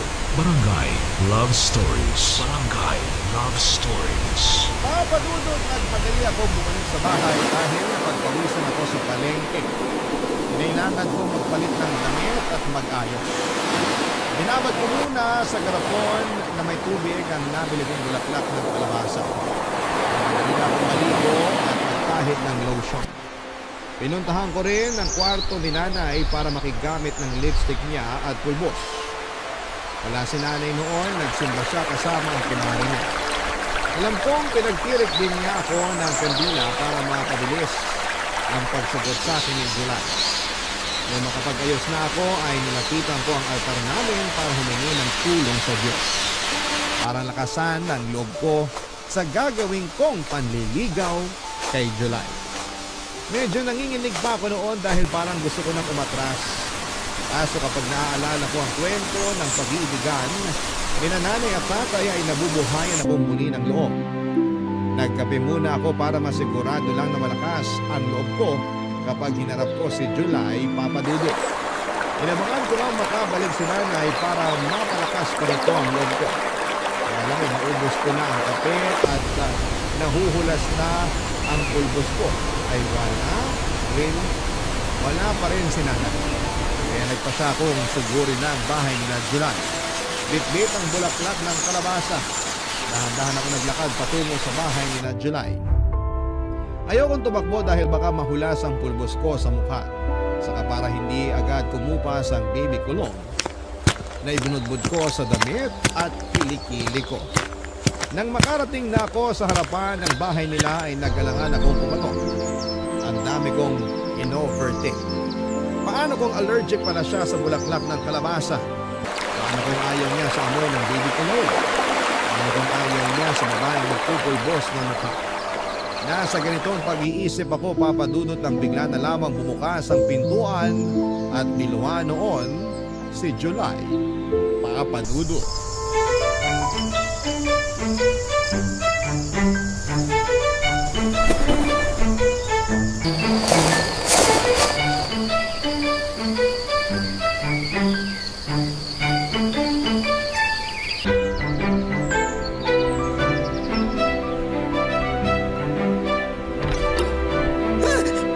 Donna, anong ginagawa mo rito? Dinadalaw ka? Parang di ka sigurado ah. Dinadalaw ka! Wala naman akong sakit para dalawin. Gusto ko lang sanang bigyan ka ng bulaklak ng kalabasa Oh, wow! Para saan? para manligaw? Parang di ka ulit sigurado. Para manligaw! Teka, joke ba to? O hindi ah! May kasama pa nga candy itong bulaklak ng kalabasa eh. Kaso naiwan ko sa bahay. Pwede kong balikan para makita mong seryoso talaga ako sa'yo. Sandali. Gusto mo talaga akong ligawan? Oo! Wala namang magagalit, di ba? Hindi ka ba pagagalitan ng nanay mo? Kababae mong tao pero ikaw yung manliligaw? Tsaka, bakit bulaklak ng kalabasa? Eh di ba nga ang manliligaw nagbibigay ng bulaklak sa gusto niya? Pero bulaklak ng kalabasa? Sa totoo lang, puting rosas sana yung ibibigay ko sa'yo eh. Kaya lang, nawala yung pera kong pambili eh. Kaya sumakto lang yung natira sa akin para sa bulaklak ng kalabasa. Cute naman yan! Tanggapin mo na lang! Cute nga. Bago sa akin to. Bulaklak ng kalabasa ang binibigay sa panliligaw. Masarap din yan kapag ginisap mo sa talbos ng sayote.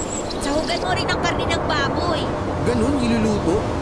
Akala ko kasi ilalagay ko to sa altar tulad ng ibang bulaklak. Aba, pwede rin naman yun. Bulaklak pa rin naman yan eh. Mas matagal pang mabulok yan kaysa sa rosas. Ah, talaga ba? Oo naman. Pasensya ka na ha, kung yan yung inabot ko sa'yo. Sa susunod na lang ako babawi ng rosas o kaya orchid. Basta maka-extra lang ako sa talyer ng kagawad natin dito. Hindi mo naman ako kailangan bilhan ng rosas o orchid. Ayos na tong bulaklak ng kalabasa. Napapakinabangan ka ng sikmura. Eh di, pumapayag ka ng maligawan? Bakit ako?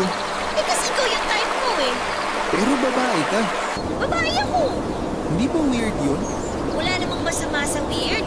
Maganda nga yun para kakaiba sa mga nakasanayan. Sa totoo lang, hindi ako sigurado sa gusto mong mangyari. Payagan mo lang ako manligaw sa'yo. Para makita mong ayos din naman kung babae yung magpapakita ng interes sa lalaki. Pero mali pa rin yata eh. Dapat kasi lalaki ang unang magpapakita ng interes, di ba? Ayaw mo bang ako ang nagpapakita ng interes? Kasi sa tingin ko, dapat maging patas sa panliligaw ang mga lalaki at babae eh. Naisip ko rin, dapat din naman para sa mga lalaki na maligawan. Yun bang mapakitaan na espesyal din sila? Ayaw mo ba ng ganun? Maganda naman yung idea mo na yan, kaya lang, hindi talaga ako sanay. Eh di, ibig sabihin ba, busted na ako?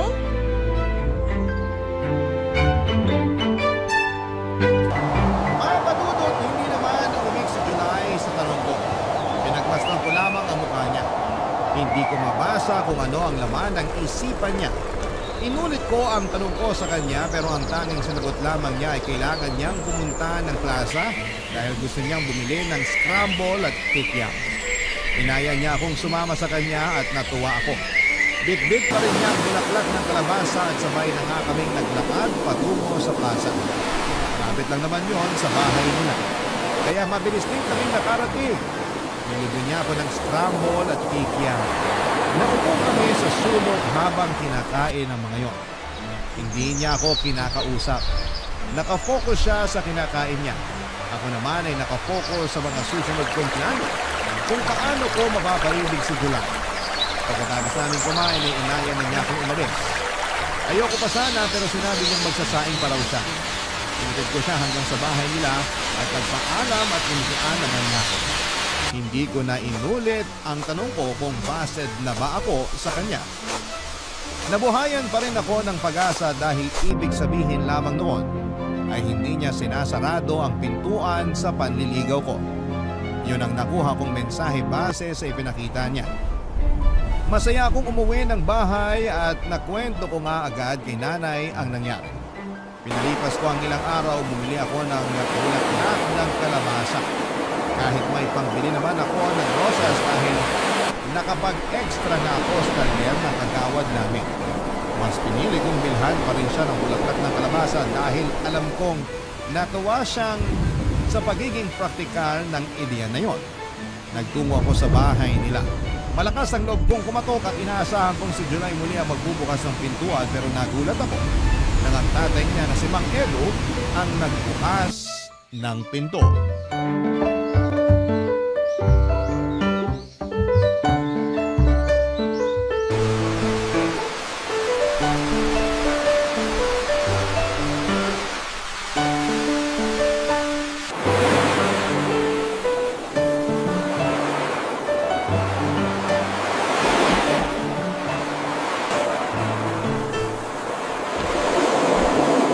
Sino ka?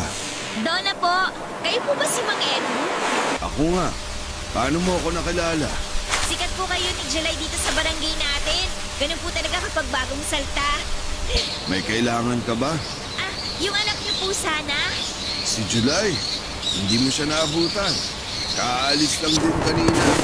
Pinapunta ko sa palengke para bumili ng hapunan namin. Oh, ganun po ba? Pwede ko po ba siyang hintayin? Mukhang matatagalan pa yon.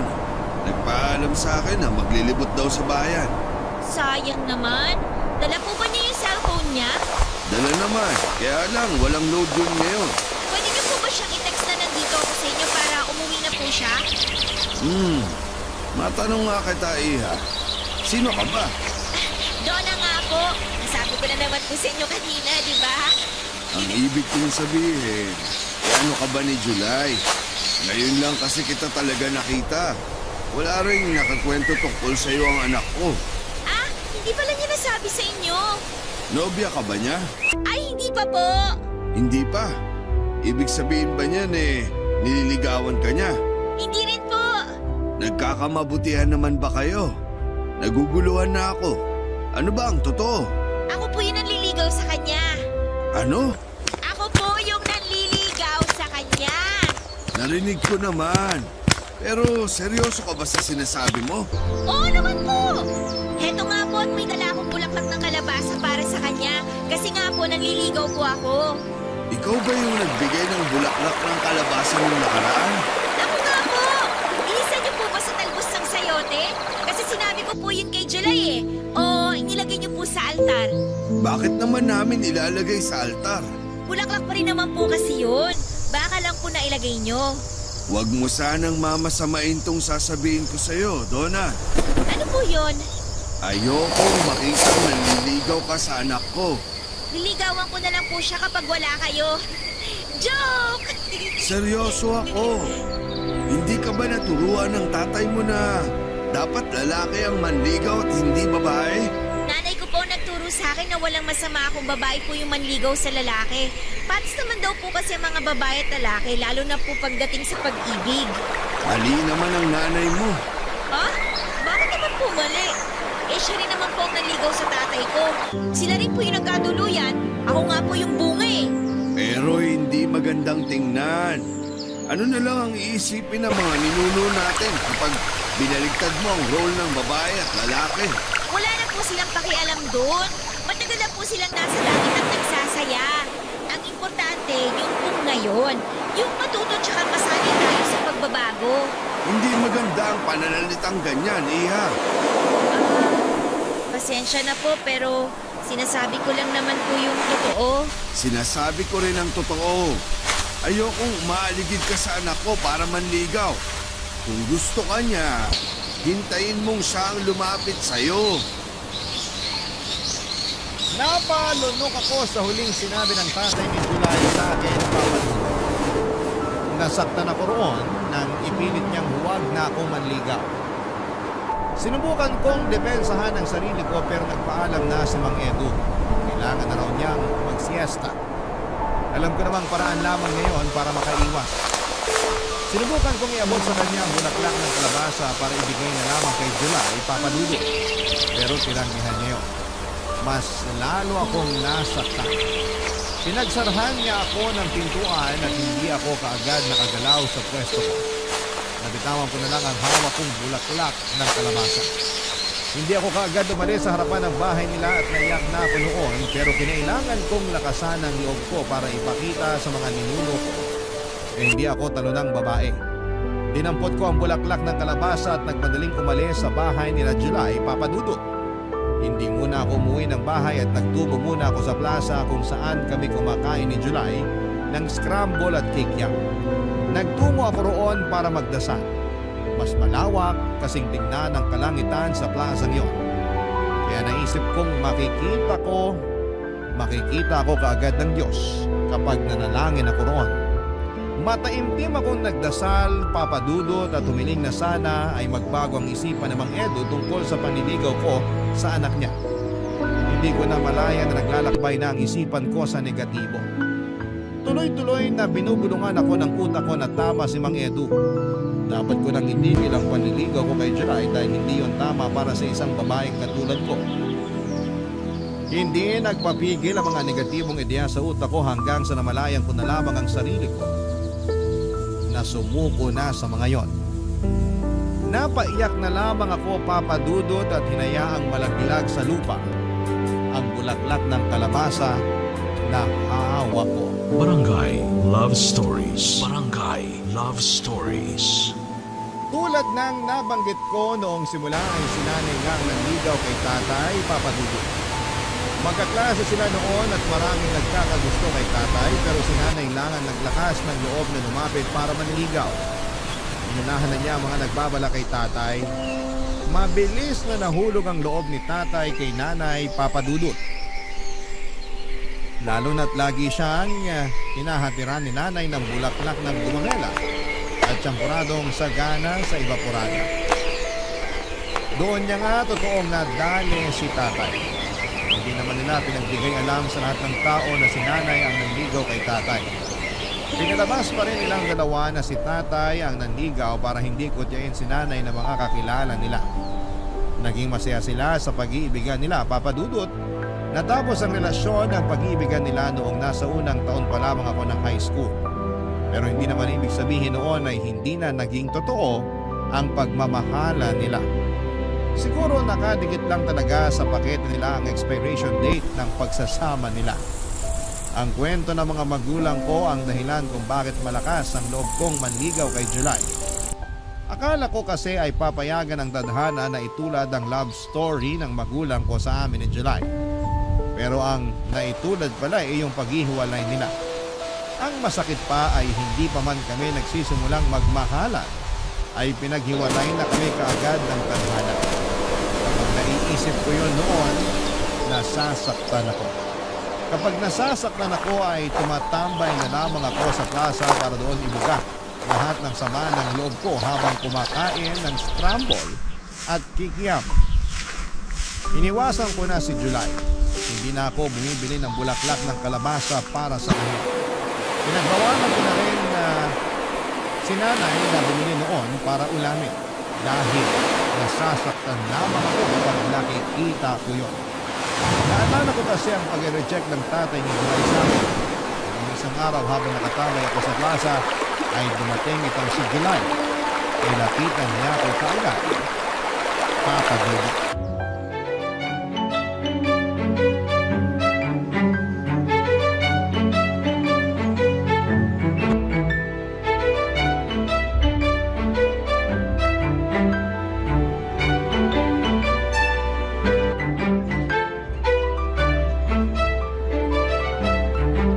Donna! Hindi kita kilala. Wow, suplada! Akala ko ba ikaw yung pinaka-friendly dito sa barangay natin? Ano bang kailangan mo? Wala naman. Nasaktuhan lang na nakita kita rito. Bumili ka rin ba ng scramble at kikiam? Oo. Huwag ka na rin mag-abalang bumili. Kasi Sinimot ko na lahat ng bentang scramble. Ba't ba parang galit ka sa akin? Hindi ako galit sa'yo, no? Hindi ka na dumadalaw sa bahay. Bakit? Mismo? Siguro. Ay, alam mo, hindi ko pala nasabi sa'yo na tama ka. Ang sarap pala ng bulaklak ng kalabasa kapag ginisa. Lalo na pag nilagyan mo ng talbos ng sayote tapos sinahugan mo ng baboy. Ang sarap. Sabi sa'yo eh. Bakit mo ba ako sinusupladahan? Itanong mo sa mapulang talampakan mo. Ayan na naman tayo sa talampakan eh. Sa susunod, kapag makakasalubong kita, pwede magmedyas ka na lang lagi. Takpan mo yung talampakan mo ha. Please lang. Dagdag kasi polusyon.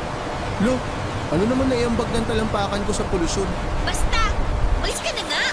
Sabihin mo muna kasi kung bakit ganyan ang trato mo sa akin. Hindi pwede. Hindi na ba ako talaga makakatanggap ng bulaklak ng kalabasa sa'yo? Ang galing mo pa naman mamili nun. Kahit kamote, hindi ka makakatanggap sa akin.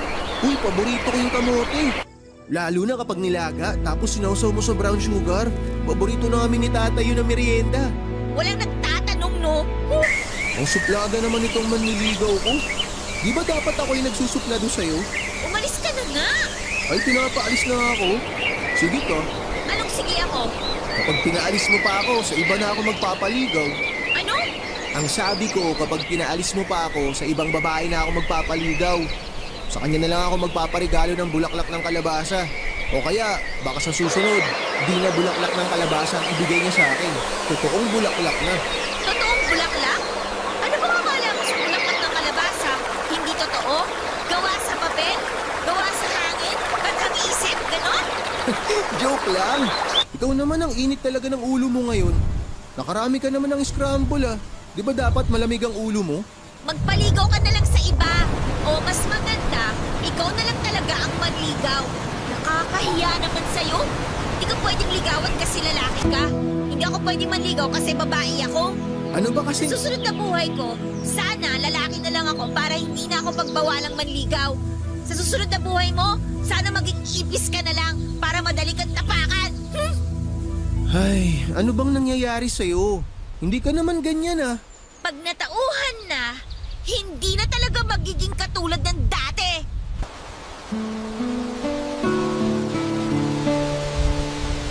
Papadudot madrama ang naging huling linya ko kay July.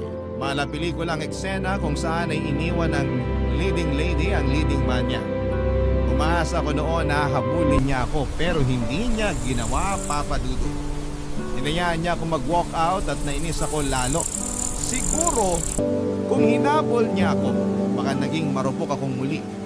Pero siguro gusto ni Lord na ipagpatuloy ko ang paglalakad palayo kay July para mas madrama ang kaganapan. Nagmadali na ako umuwi ng bahay para magpatugtog ng malulungkot na kanta. Parang ko yun para namnamin ang sugat na dinala ni July sa puso ko. Kakapanood ko kasi yun ng mga teleserye sa GMA at feeling ko ako lagi ang main character. Naabutan ko si nanay na nakaupo sa sala at nanonood ng TV. May hawak itong isang baso ng kape. Hindi ko siya nilapitan at nagmadali akong pumasok sa kwarto ko dahil patulunan noon ang luha ko. Pinihit ko ang radyo para makahanap ng pinakamalungkot na kanta. Natagalan ako sa paghahanap dahil puro novelty songs ang umiere ng mga oras na yun. Sumpuan ko na lamang ang radyo. Inaya ko magpatugtog ng novelty song at radyo habang umiiyak ako. Doon na pumasok si nanay. May dala siyang 2 baso ng kape. Inabot niya sa akin ang isang baso at kinuha ko naman at huwigop ako mula sa baso. Napaso pa nga ang dila ko. Mas lalo tuloy akong napaiyak. Kinuha ni nanay ang baso at saka pinatong sa tukador sa gilid ng kama ko. Niyakap niya ako at doon ay mas lalo na namang naging malaya ang mga mata kong lumuha. Nung medyo gumaan na ang pakiramdam ko ay inaya niya akong tinungo sa sala para makapag-usap kami ng makulit. Sumunod naman ako at doon namin pinagpatuloy na inumin ang kapeng inabot niya sa akin, Papadudot.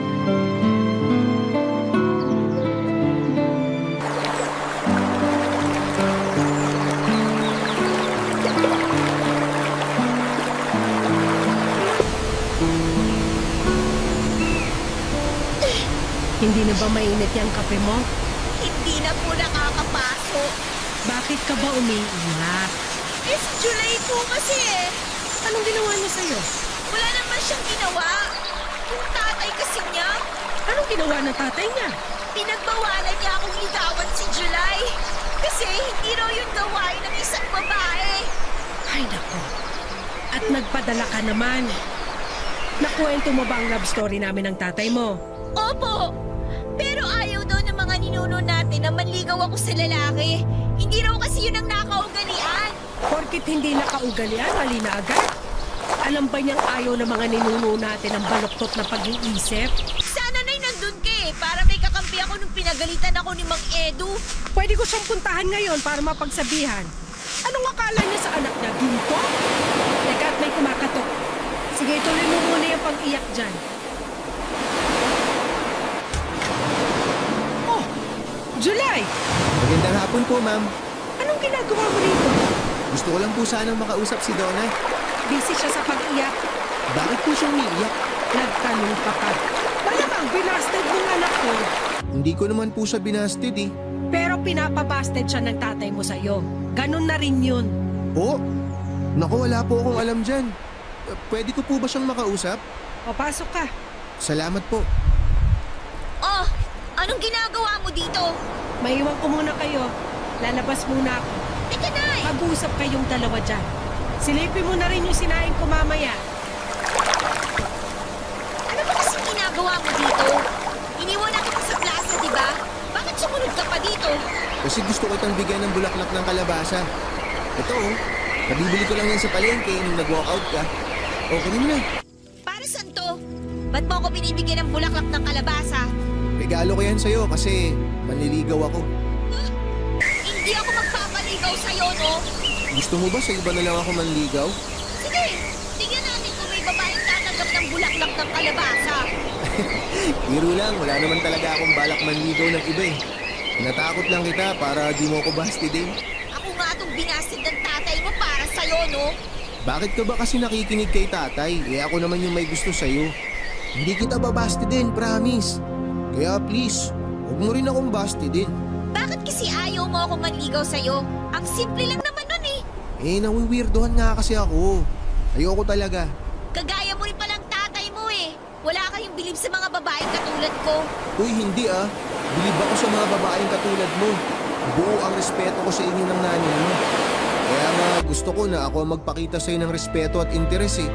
Kung papayagan mo ko, may papakita ko sa'yo lahat yun sa panliligaw ko. Pero gusto ko pa rin manligaw sa'yo para ipakita sa'yo kung ano yung kaya mong gawin bilang isang lalaki ay kaya ko rin gawin bilang isang babae. Paano ba tayo magkakasundo? Pareho na lang tayo manligaw sa isa't isa. Uy, gusto ko yan. Mas okay yung idea na yan. Panalo yung ganyang setup. Donna, Ano yun? pwede mo bang igisa yung bulaklak ng kalabasa sa talbos ng sayote ngayon? Palambing naman oh. Nagkikrave kasi ako eh. Napahiling na lamang ako habang nakangiti sa request ni July sa akin. Naging paborito na niya ang ginisang bulaklak ng kalabasa at talbos ng sayote. Inaya ko siya sa kusina para ma-check namin ang sinaing ni nanay. Sinamahan niya akong lutuin ng bulaklak ng kalabasa. Habang hinihintay na maluto yon ay nilabas ko sa ref ang natirang champurado na niluto ni nanay noong umaga. Dinamihan ko ang evaporada at kinakain ko kay July. Nagustuhan niya ang malamig na champurado, yung din ang paborito kong klase ng champurado, yung malamig. Nagkakwentuhan at nagkatawanan kaming dalawa papadudod habang pinagsasaluhan ang malamig na champurado. Isa marahil yon sa mga hindi ko makakalimutang alaala sa buhay ko. At yon ang madalas kong kinekwento sa mga naging anak namin ni July. Oo, nagkatuluyan kaming dalawa ni July. 2 taon ang inabot ng relasyon namin bilang magkasintahan bago niya ako inayang magpakasal. Ako pa naman sana noon ang nagbabalak na mag-propose sa kanya. Kaso'y naunahan niya ako. Wala namang kaso yun. Pareho lang naman kami ng gusto. At ngayong pareho na kaming 45 ay wala na kaming ibang hinihiling pa kundi ang dagdagan pa ng Diyos ang buhay namin para makapagsama kami ng mas matagal. Para marami pa kaming taong makwentuhan ng love story naming dalawa. Kaya naisip ko rin ibahagi sa inyo sa Barangay LS ang kwento namin mag-asawa para mabigyan ng pag-asa ang bawat isa sa forever. Andyan lang ang forever sa gilid ninyo. Nag-aabang lang kung kailan siya magkakaroon ng lakas ng loob para lapitan ito. Lagay ko ako now nang naglakas ng loob na lumapit. Sumunod sa akin si July at heto, kapwa na namin hawak ang forever namin. Maraming salamat po sa pagbabahagi ng aming kwentong mag-asawa. Hanggang sa muli, ako po ang inyong kabarangay forever. Ito na.